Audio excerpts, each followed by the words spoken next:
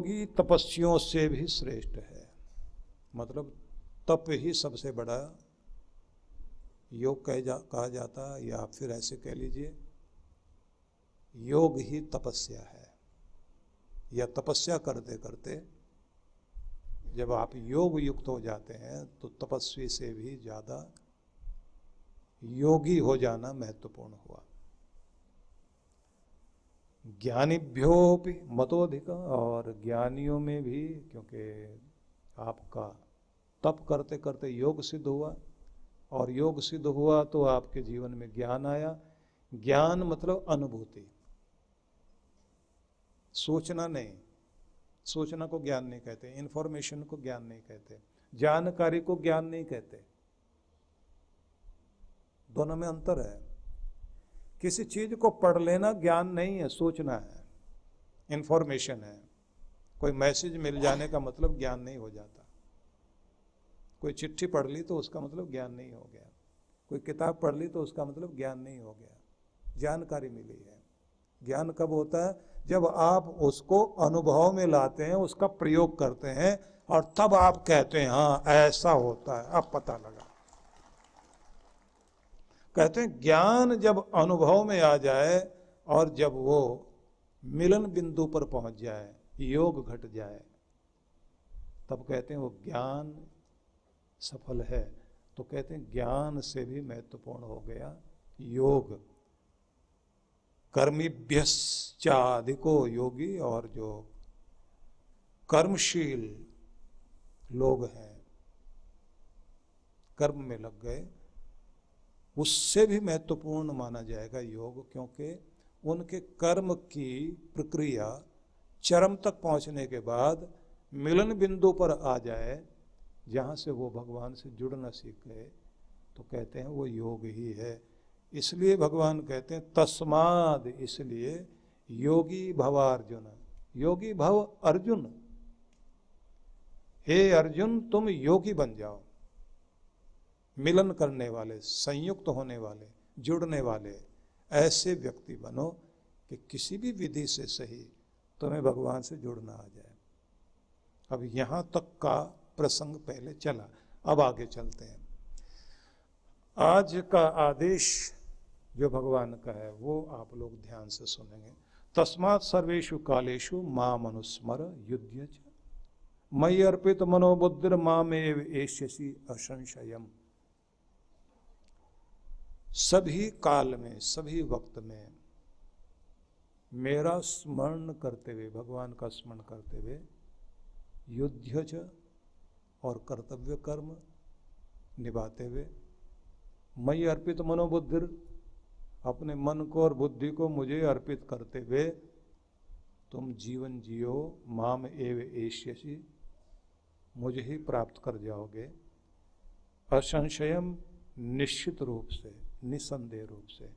हे अर्जुन, तू सब समय में निरंतर मेरा स्मरण कर, और अपना कर्तव्य, मतलब जो क्षत्रिय के लिए युद्ध का कर्तव्य है, उसे भी तो कर।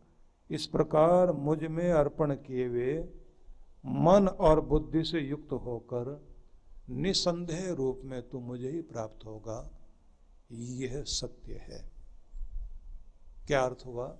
अर्थ ये हुआ, भगवान श्री कृष्ण गीता के इस श्लोक में, जिसको 8वें अध्याय का 7वां श्लोक कहा जाएगा, इस श्लोक में वो ये समझा रहे हैं कि सभी समय में तुम्हारा ध्यान मुझ में लगा रहे, और कर्तव्य कर्म भी करो।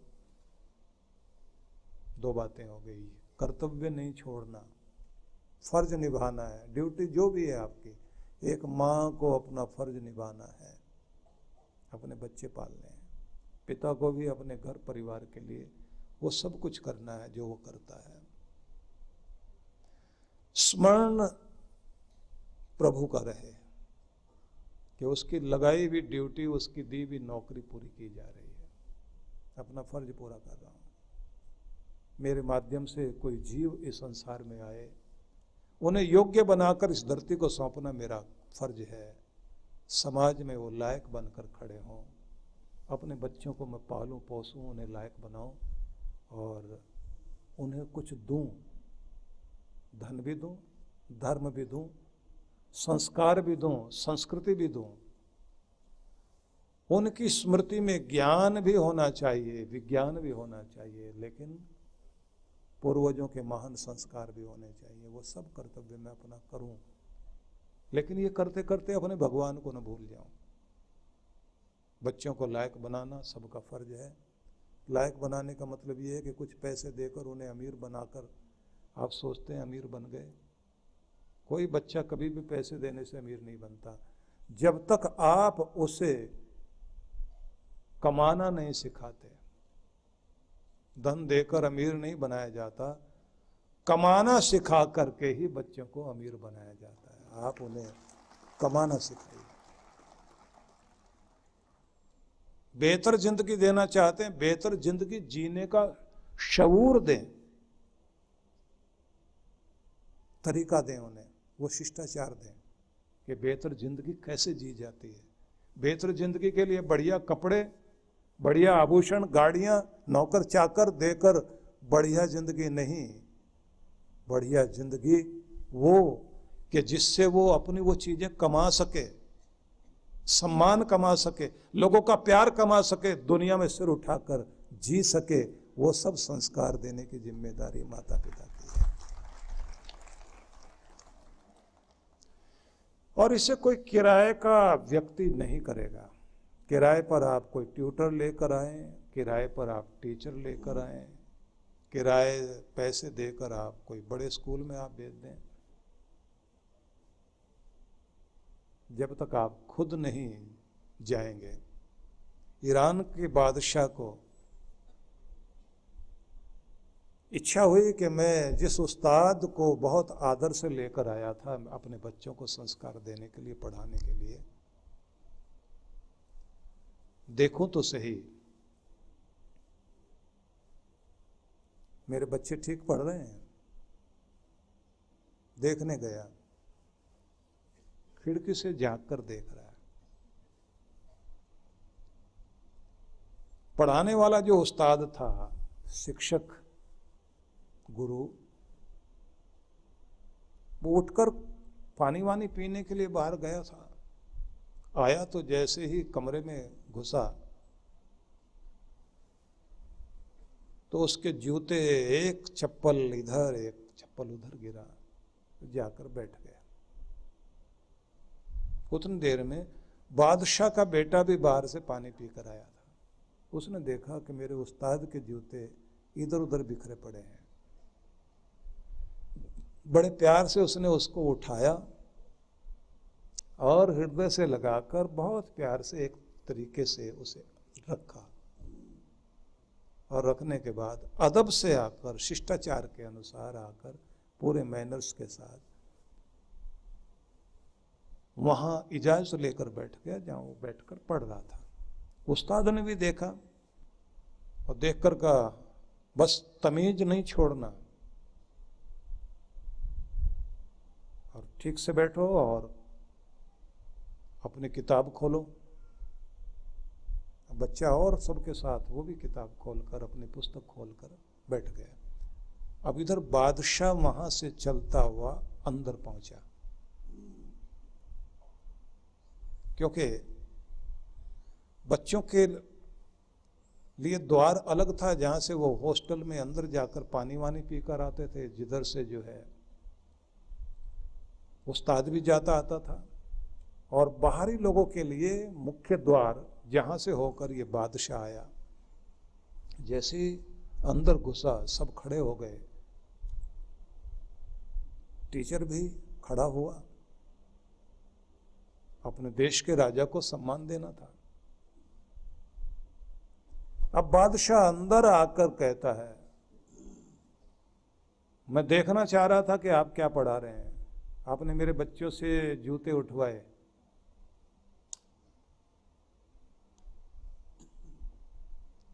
अब घबरा गया उस्ताद,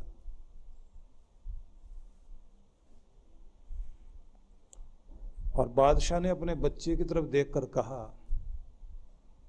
मैं सोचता था कि तू यहाँ किताब पढ़ता है, पर आज पता लगा कि अदब भी सीख रहा है, जिंदगी जीने का तरीका भी सीख रहा है, कैसे बड़ों की इज्जत की जाए ये भी तो सीख रहा है। और मेरे बच्चे, मुझे बहुत खुशी है कि तू संवेदनशील है,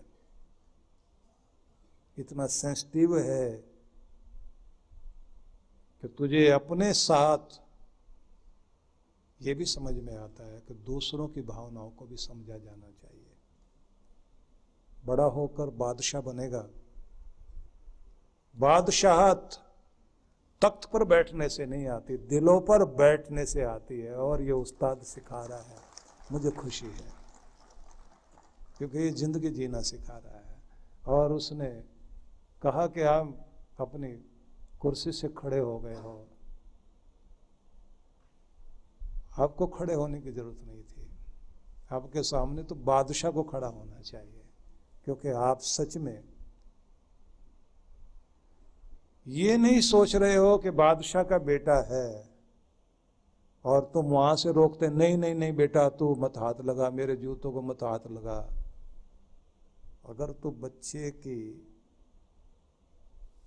चिरोरी करना, तारीफ करना, खुशामद करना शुरू करता तो मुझे लगता कि उस्ताद नहीं है। आज मेरा भी सिर अदब से झुक रहा है तुम्हारे सामने, तुम इस लायक हो। अपने बच्चों को अदब सिखाइए, शिष्टाचार सिखाइए, बड़ों का आदर करना, छोटों का सम्मान करना, बहन बेटियों से कैसे व्यवहार करना है, समाज में कैसे खड़ा होना,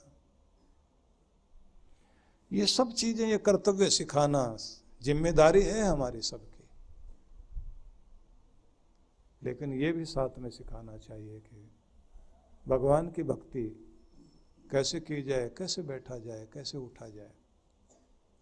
निवेदन ये है, बच्चों को अगर आप दान पुण्य करना सिखाते हैं तो उनको दाता बनाते हैं। बच्चों से अगर आप खुद भी सेवा करें और उनको भी सेवा करने के लिए साथ लेकर जाएं, तो उन्हें आप एक महान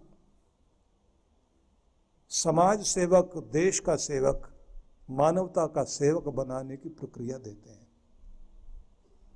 जब आप उनको दया करना सिखाते हैं तो एक दानवीर के साथ आप उसको वो दयालु भी बना देते हैं, जिसकी इस धरती को बहुत जरूरत है। क्योंकि इस दुनिया में निर्दयी बहुत लोग हैं, दयालु लोग नहीं हैं। इस धरती को दयालु लोगों की बहुत जरूरत है, जिन्हें दूसरों के आंसुओं पर तरस आए, दूसरों के दुख को देखकर पीड़ा हो, अपना हक ले पर दूसरे का हक न मारे। एक चींटी को भी चलता हुआ कोई व्यक्ति देखे और उसको पांव से कुचले नहीं, बचाकर चलता है तो लगता अहिंसक है, हिंसक नहीं है। लेकिन अहिंसक होने का मतलब, अहिंसक होने का मतलब है एक छोटी सी चींटी के अंदर भी जीवन को देखकर, जिंदगी देखकर उसे इज्जत देना ही अहिंसा है। कि मैं सबको इज्जत देता हूं, सबको जीने का हक है, सब जिए, मेरे होने से किसी की जिंदगी पर असर नहीं पड़ना चाहिए, उसके प्राणों पर असर नहीं पड़ना चाहिए। नहीं तो हर कोई बड़ा छोटे को खाएगा, दबाएगा। धरती को दयालुता की बड़ी आवश्यकता है। जब आप अपने बच्चों के प्रति ये फर्ज निभाते हैं, कृष्ण भगवान जब ये कहते हैं ना कि युद्ध करो, मतलब कर्तव्य निभाओ, तो इसका मतलब सीधा होता है हर व्यक्ति को अपने जीवन क्षेत्र में अपना कर्तव्य निभाना पड़ेगा, जूझना पड़ेगा उससे। मेहनत सिखाना आसान बात नहीं है। क्रोधी के अंदर क्षमाशीलता पैदा करना, अशांत को शांति देना, शोर करने वाले, कोलाहल पैदा करने वाले लोगों के अंदर मौन स्थिर करना आसान खेल तो नहीं है। कि मौन में भी बैठना आना चाहिए। किसी लाइब्रेरी में बैठे हुए बच्चों को जब ये समझाया जाता है कि बेटा ये ज्ञान का मंदिर है, इस जगह सबसे पहले वही पाता है जो पहले अपने को खाली करता है, तो मौन के बिना तो तुम नहीं पढ़ पाओगे। और यहाँ बोलकर बात नहीं की जाती, कान में भी बात नहीं की जा सकती। अगर करनी भी पड़ जाए जरूरी हो, इशारों में तो की जा सकती, बोल के तो नहीं की जा सकती। और इशारों में भी उस तरह से करना कि दूसरा डिस्टर्ब ना हो, क्योंकि ज्ञान मंदिर में है। तो ये ज्ञान मंदिर मौन का मंदिर है, शांति का मंदिर है, विद्या तभी आएगी। और जो बच्चे सोचते हैं टीवी भी चलाएं, म्यूजिक भी चलाएं और साथ में पढ़ भी लेंगे, नहीं होता। सिखाना तो पड़ेगा आपको। तो इसलिए कहते हैं कर्तव्य भी साथ में निभाना पड़ेगा। और साथ में कृष्ण भगवान कहते हैं मुझे स्मरण भी करो, मेरी याद रहे तुम्हें। तुम जिसके हो उससे जुड़े रहो। तुम आनंद के हो, आनंद स्वरूप के हो, शांति स्वरूप के हो। तुम जिसके हो उससे कनेक्ट रहो। शांति, आनंद, प्रेम, दयालुता तुम्हारे अंदर भी खिला रहे। और उसके बाद आप अपने कर्तव्य कर्म निभाएं। भगवान कहते हैं मई अर्पित मनोबुद्धिर, तुम्हारा मन भी और बुद्धि भी मुझे अर्पित हो जाए। सरेंडर करो अपने मन को, कराओ, भगवान को अपना मन दे दो। विचारधारा भगवान की विचारधारा क्या होती है? वही जो परमात्मा में बहता है वो आपके अंदर आना शुरू हो। कभी ध्यान में, शांति में स्थिर होने के बाद कोई भजन सुनते सुनते आप तल्लीन हो जाएं, और तल्लीन होने के बाद जब आप आंखें खोलते हैं तो जो आपके अंदर बह रहा था वो शांति, वो प्रेम, वो खुशी, उसे जब आप टिकाए रखते हैं, मन उसी में रमा रहे। घर में आए जरूर हैं लेकिन ध्यान वैसा ही बना हुआ है आपका। कार्य क्षेत्र में आप आए हुए हैं लेकिन वही शांति, वही नशा, वही प्रेम आपके अंदर बना हुआ। तब कहा जाएगा मन भगवान को अर्पित कर दिया। और बुद्धि भी जो है वो फालतू कामों में नहीं लग रही है, बल्कि पवित्र कार्यों की तरफ लग रही है। जहां एक ओर आज विश्व अपने विकास की चरम सीमा तक पहुंचने का दावा कर रहा है, वहीं दूसरी ओर समाज का एक ऐसा वर्ग भी है जो सही समय पर मार्गदर्शन न मिलने के कारण शोषण, आतंक, नशा, बाल मजदूरी जैसी सामाजिक बुराइयों के चंगुल में फंसता जा रहा है। इस वंचित वर्ग को समाज की मुख्य धारा से जोड़ने के लिए विश्व जागृति मिशन फरीदाबाद अनेक सेवा परिकल्प चला रहा है। शिक्षा समाज के विकास का मूल आधार है। इस दृष्टिकोण से गरीब बच्चों की शिक्षा के लिए ज्ञानदीप विद्यालय की स्थापना हुई। सन 2001 से प्रज्वलित वो ज्ञान का नन्हा सा दीप आज ज्ञानदीप विद्यालय के रूप में एक मशाल बन चुका है, जिसके आलोक में लड़के व लड़कियों की अलग अलग निशुल्क शिक्षा की व्यवस्था है। विद्यालयों के बच्चों को किताबें, कॉपियां, ड्रेस, जूते, बैग के साथ एक समय का भोजन प्रसाद भी निशुल्क दिया जाता है।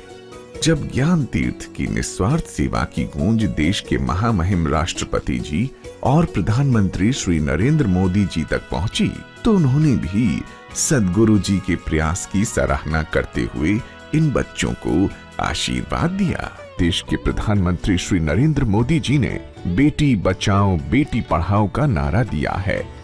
इसी क्रम में सद्गुरु सुधांशु जी महाराज की प्रेरणा से बेटी को आत्मनिर्भर बनाओ लक्ष्य के साथ अनेक कल्याणकारी कार्यक्रम भी निशुल्क संचालित किए जा रहे हैं, जैसे सिलाई कढ़ाई प्रशिक्षण केंद्र, कंप्यूटर प्रशिक्षण केंद्र, ब्यूटी पार्लर प्रशिक्षण केंद्र, संगीत कला प्रशिक्षण केंद्र, योग और ध्यान साधना केंद्र।